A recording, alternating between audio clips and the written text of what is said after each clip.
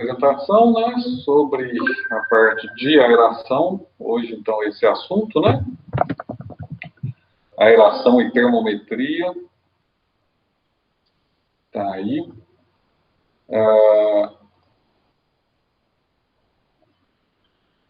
Vou colocar aqui para apresentar.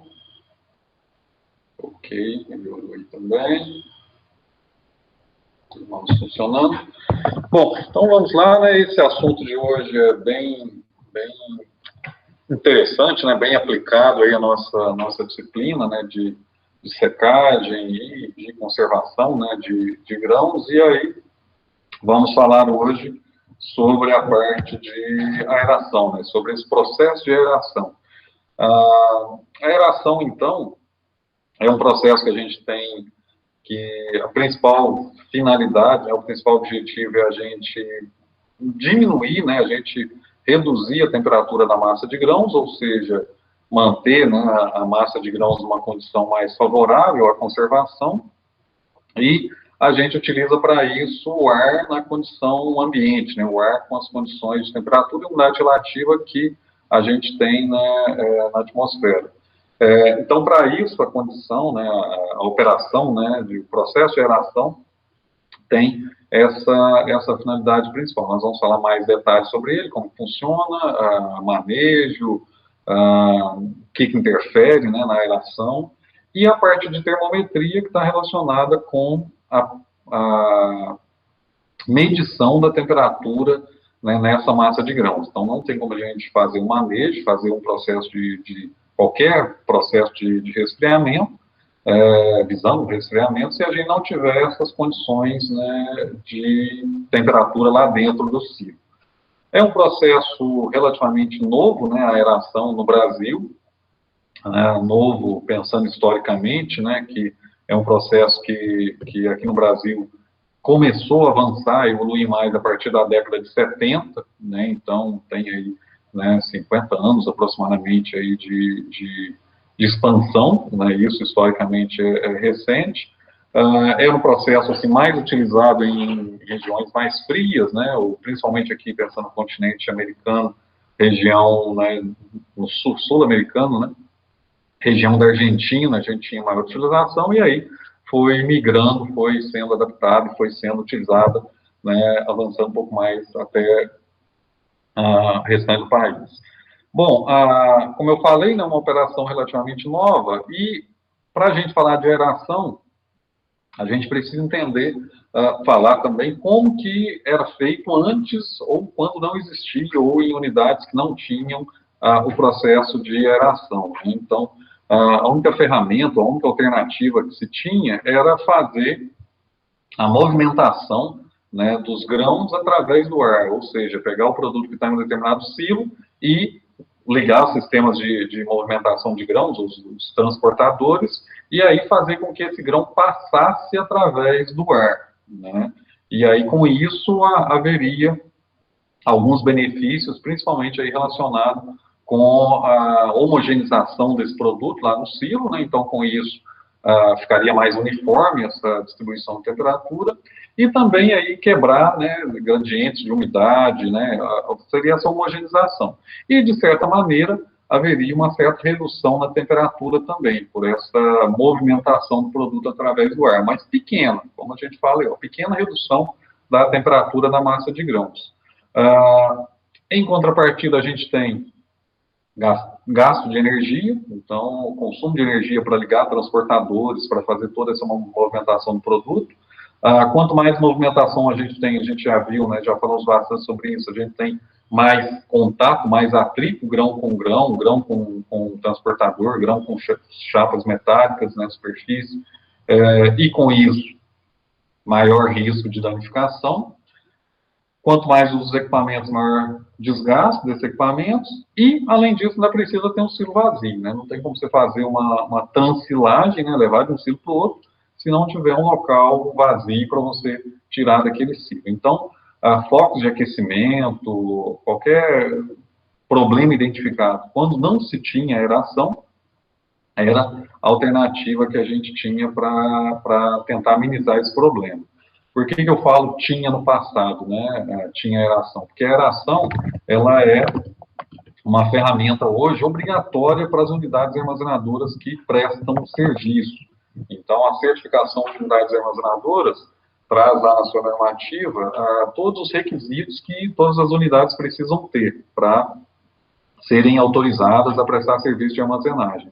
E aí, a aeração é um desses itens obrigatórios, tanto a aeração quanto a termometria, né? Essa certificação é um processo novo, né? Começou aqui no Brasil a partir de 2007, quando teve a primeira normativa, né?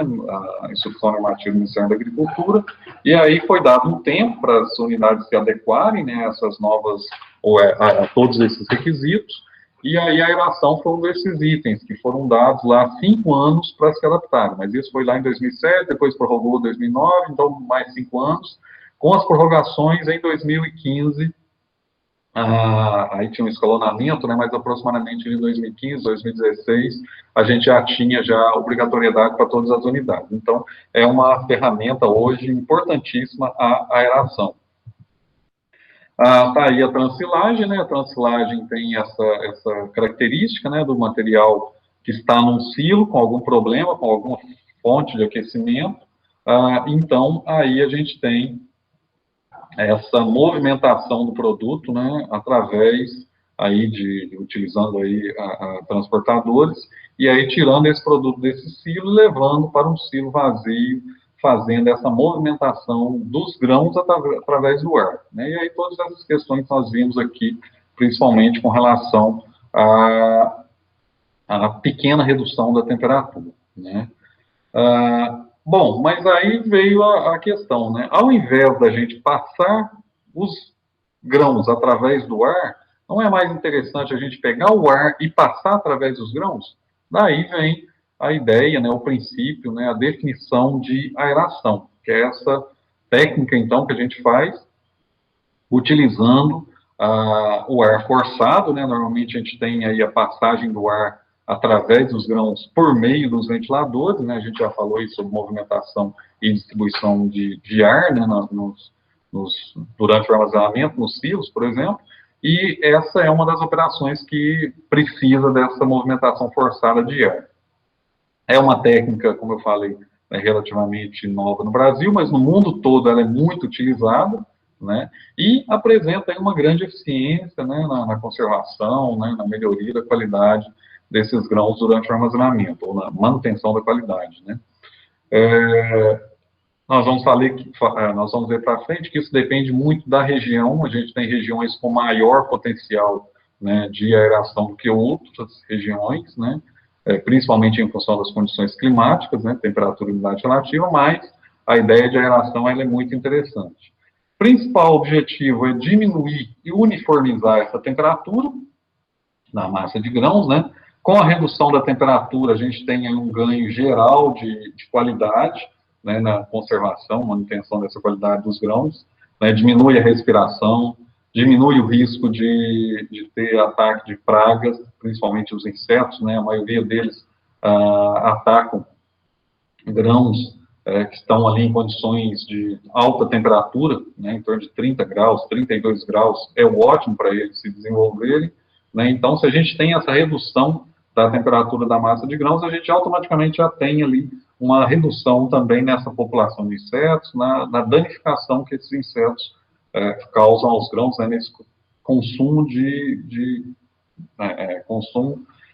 grãos por parte dos insetos. É um processo lento, né, não é algo que a gente consegue fazer rapidamente, o resfriamento de uma massa de grãos, principalmente por causa da característica de baixa condutividade térmica da massa de grãos, né, os grãos são maus condutores de calor, e aí com isso a gente tem então um processo demorado, né, o que a gente falou que em alguns casos pode ser vantagem, né, ter essa baixa condutividade térmica, aqui quando a gente quer resfriar o produto, vira uma desvantagem, porque aí a gente vai gastar bastante tempo, né, várias horas de aeração, horas acumuladas de aeração, para que esse resfriamento vá evoluindo, vai sendo transportado até conseguir passar por toda a camada de grãos e uniformizar e reduzir essa temperatura na massa de grãos toda, né? E deve ser, o ideal é que ela seja, né, feita de maneira preventiva, né? Temos as duas formas de agir, né? De maneira preventiva, ou seja, né, a gente vai aproveitar as condições climáticas toda vez que a temperatura e a umidade relativa forem favoráveis, né, para fazer a operação de aeração. Então, com isso, a gente vai reduzindo gradativamente a temperatura até o mínimo que a gente conseguir com aquelas condições, né, climáticas que a gente tiver.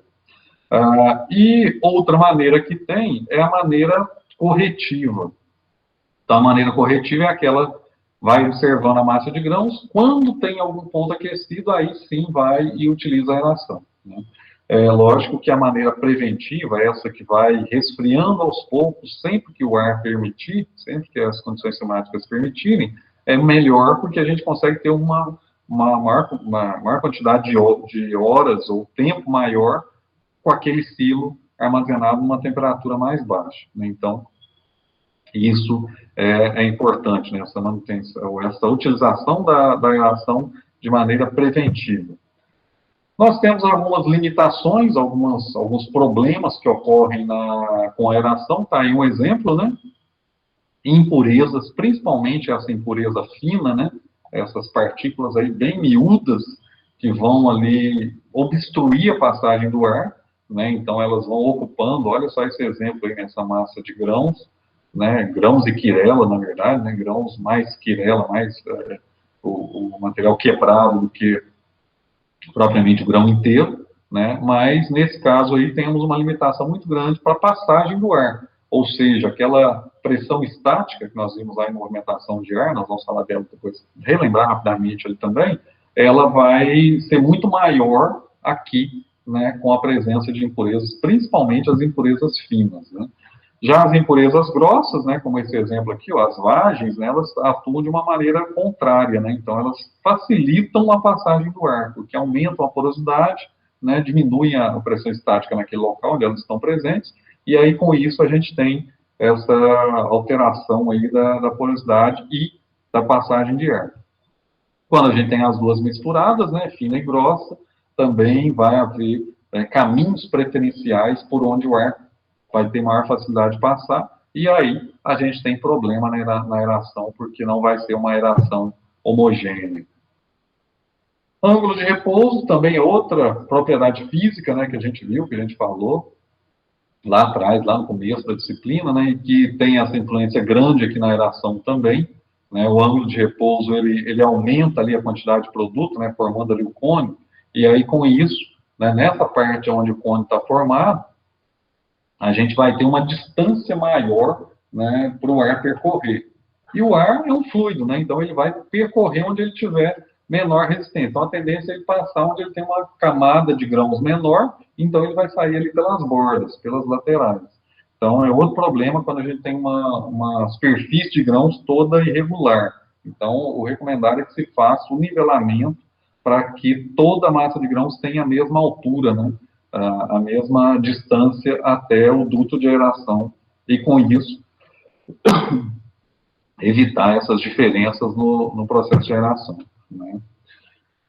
Tá aí a baixa condutividade térmica, né, uma propriedade térmica que a gente falou da massa de grãos, e ela evita, então, essa rápida dissipação do calor, quando tem algum foco de aquecimento.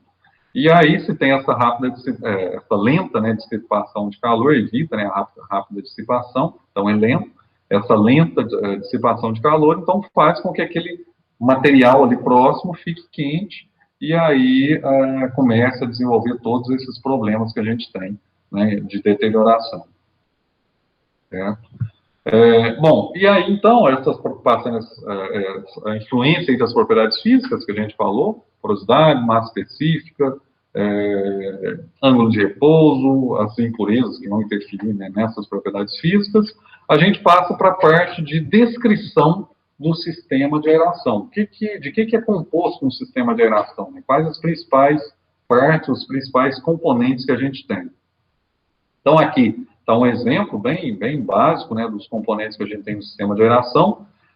Começa aqui pelo ventilador, né, o ventilador ele é responsável, então, por com o movimento de giro, né, das pás, então empurrar esse ar lá para dentro do silo.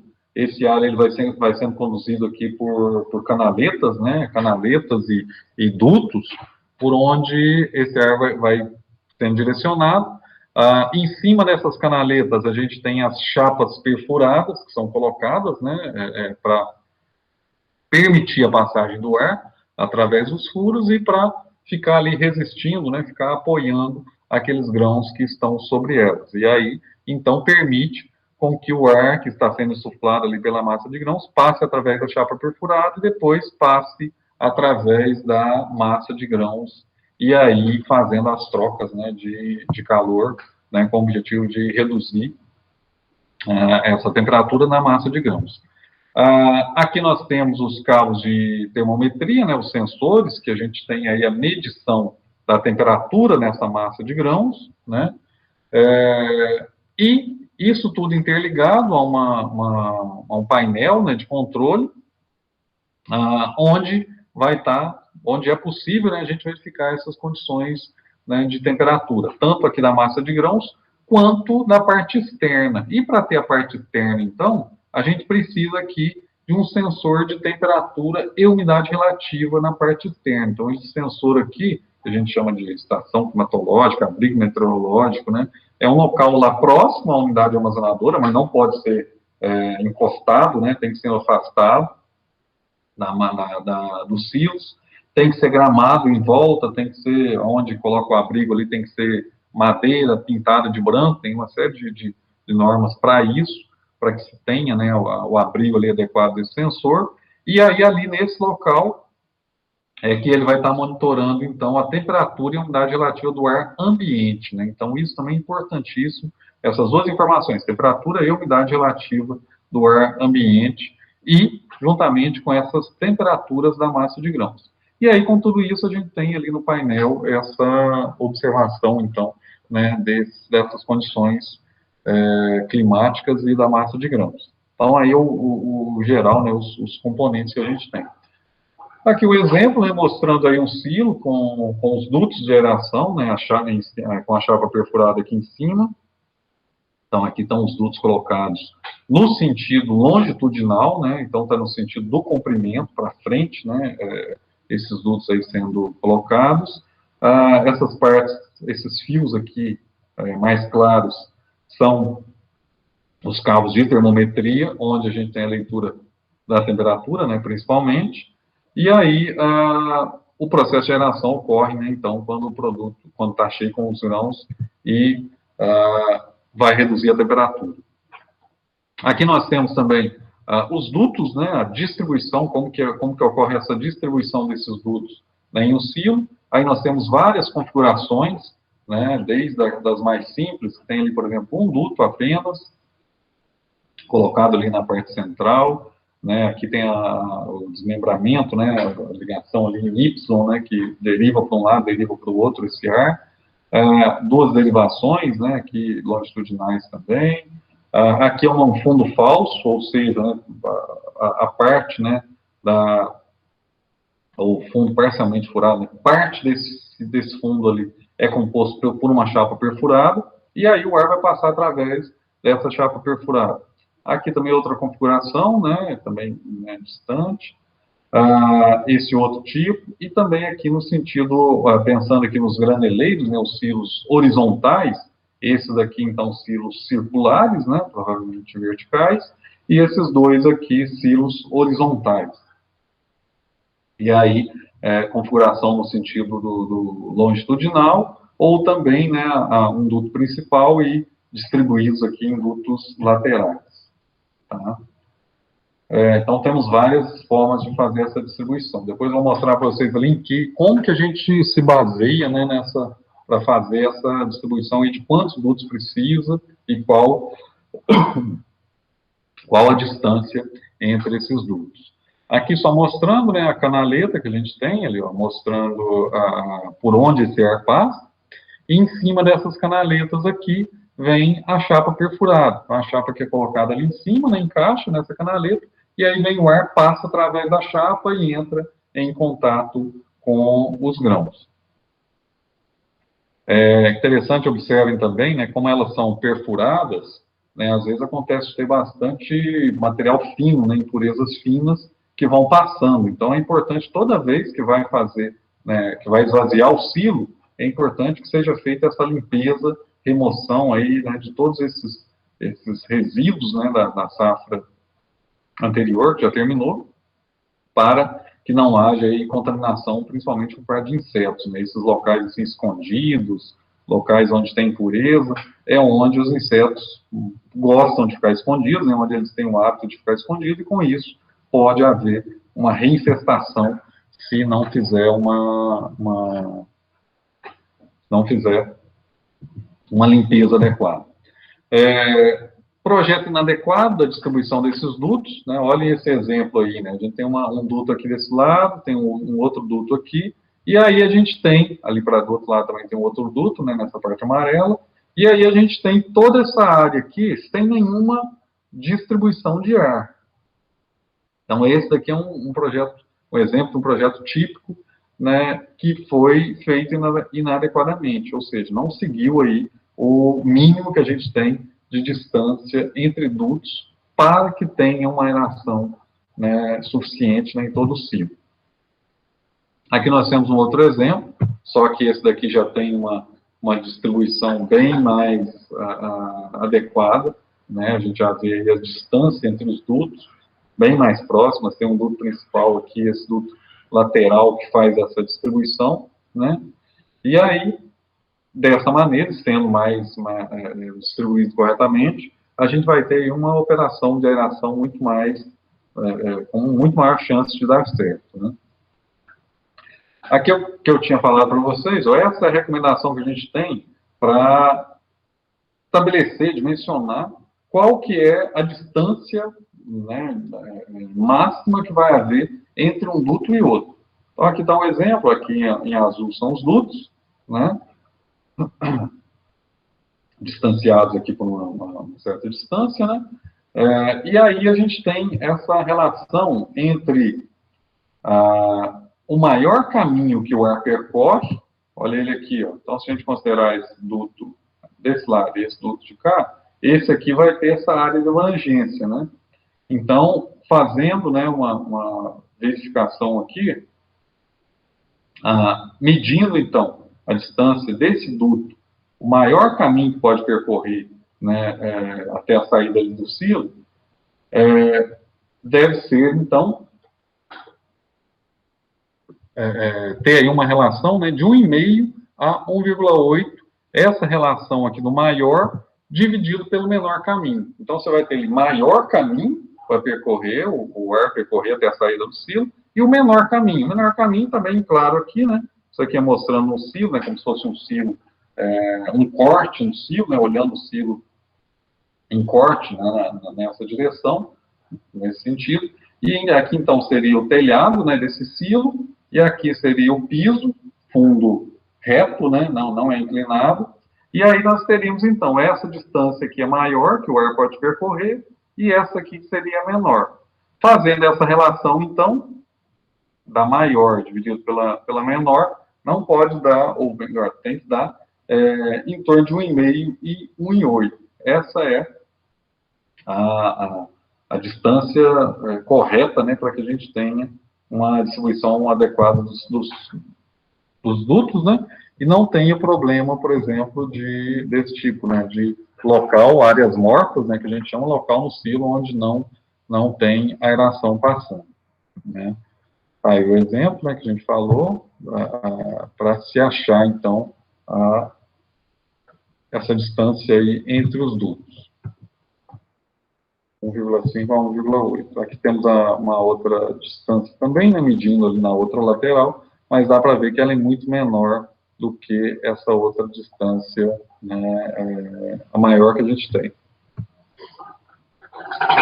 Bom, benefício da aeração, para que a gente faz a aeração? Né? Então, o principal motivo é resfriar a massa de grãos, né?